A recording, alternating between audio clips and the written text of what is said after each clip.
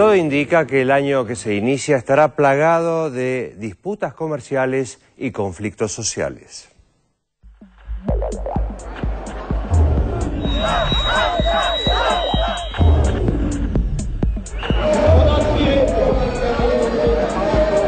Hello, everybody. As we close the books on one year and begin another, I want to take a moment today to wish you a very happy new year. La economía mundial alumbra en 2011 dividida. En lo ideológico, los diagnósticos y propuestas políticas enfrentan a quienes descreen de las posturas ortodoxas y los que aún confían en el ajuste por vía neoliberal para superar la crisis. En lo político, la guerra de divisas, las disputas comerciales y los conflictos sociales frente a las políticas de ajuste seguirán siendo las escenas dominantes en el panorama económico. En la Unión Europea, se impuso definitivamente, durante el pasado 2010, el postulado de las políticas de ajuste para salvar a la moneda única. Con el liderazgo del Banco Central Europeo y el apoyo del FMI, se impuso a los países en dificultades una brutal reducción del gasto público para disminuir sus déficits fiscales, que durante este año mostrarán sus consecuencias. No solo en las reacciones que se produzcan en las calles contra esas políticas, sino también por las repercusiones para la economía global. The recovery is slow, and a slow recovery is a fragile recovery. So if we get hit from another financial panic, maybe as a result of Europe, if we get hit with a big hike in oil prices, maybe because of problems in the Middle East, if Congress does something really stupid, you could easily see a second dip in 2011. I think it's probably 20-25% probability. En Estados Unidos, prevalecen las mismas políticas frente a la crisis que se formularon desde los últimos 2 años de la gestión de George W. Bush, es decir, privilegiar la inyección de fondos en el sistema bancario. Pero estas políticas de alivio están demostrando sus límites cuando los fondos que reciben los bancos no son volcados a la economía interna, sino a la búsqueda de mejores rendimientos financieros en los países emergentes. El premio Nobel de Economía Joseph Stiglitz, un ex directivo del Banco Mundial que se ha vuelto un severo crítico de las políticas dirigidas desde el sector financiero, se mostró escéptico respecto de la propuesta de salida a la crisis encarada por las economías centrales.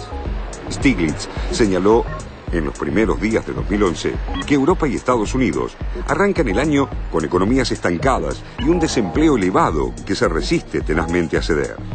El problema de los países avanzados, dijo, no es una recuperación sin empleo, sino una anemia en sus economías que pone en duda la propia recuperación.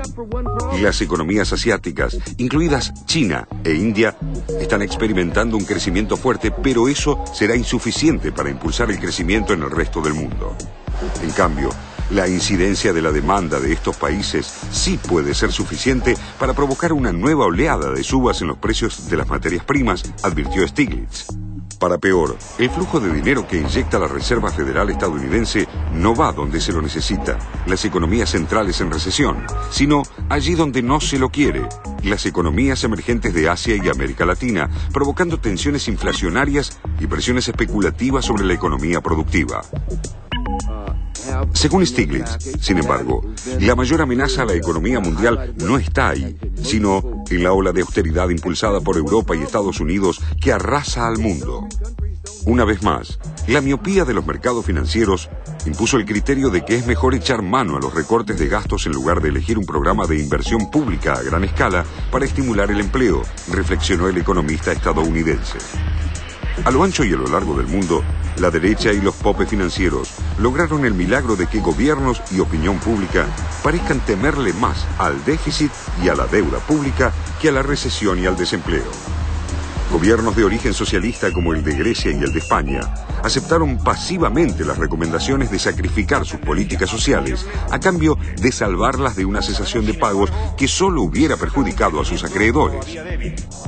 Our basic feeling is that the ECB will get its act together, will calm down the financial markets, and that should allow the euro to recover back to where it was in the spring. There's a risk, however, that if Spain, Portugal, things go a little worse than we expect, if the bailout plans fall apart, you could see a euro drop a lot farther.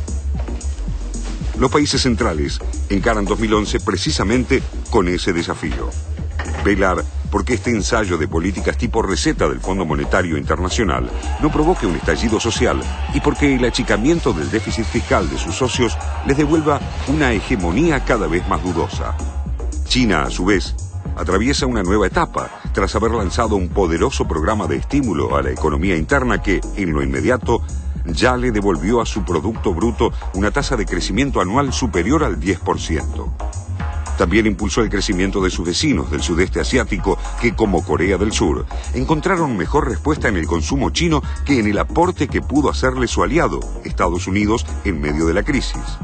Pero en este camino, China deberá enfrentar más resistencia que nunca antes en su crecimiento basado en una fuerte alternativa exportadora, fundamentalmente de parte de las economías en ajuste como las europeas y la estadounidense.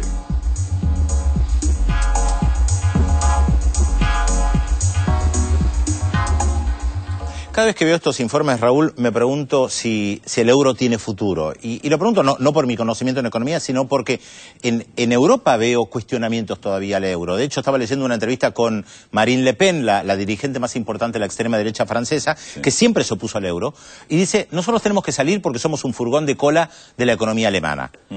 Ahora, la posibilidad de que la extrema derecha llegue al poder a Francia o en algún otro país europeo de la zona euro es real, más allá de fantasías que uno piense que no. ¿Pueden salir del euro? ¿Se puede caer el euro? ¿Cómo lo ves vos? Y yo creo que sí, que se puede salir del euro y varios países van a tener que empezar a medir si las conveniencias o no de seguir en el euro. Lo que dice esta dirigente francesa, Le Pen, es en realidad, hoy por hoy, en rigor es cierto, son furgón de cola de lo que, por lo menos de las decisiones que va tomando la economía alemana. El tema es salir para dónde, hacia dónde.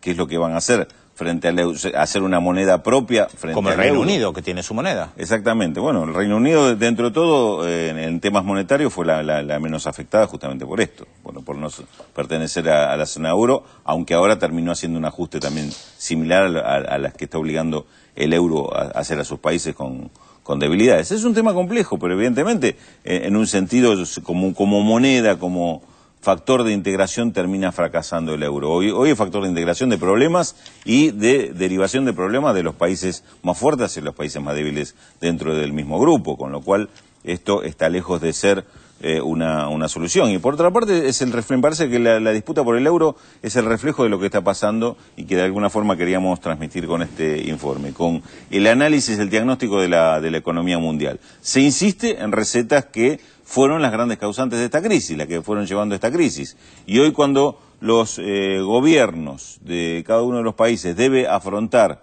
la solución a la crisis provocada por un extremo neoliberalismo, resulta que este neoliberalismo es el que otra vez le ata las manos para poder desarrollar políticas de Estado. Y termina otra vez derivándose a soluciones de política de mercado, se le vuelve a dar la resolución del conflicto de estos sectores. Ahora, los economistas y comunicadores que apoyaron y apoyan las políticas neoliberales insisten que América Latina, que no aplicó gran parte de estas recetas, sigue con un viento de cola, que lo único que hicieron bien fue recibir las ventajas de la economía mundial, que es muy diferente de lo que dijo Stiglitz en los últimos días. Sí, una interpretación diferente de decir, bueno, justamente fueron la salida de esas políticas, los cambios que hizo en cuanto a los paradigmas de la economía, lo que fortaleció a los países de América Latina y permitió estar hoy en un mejor momento,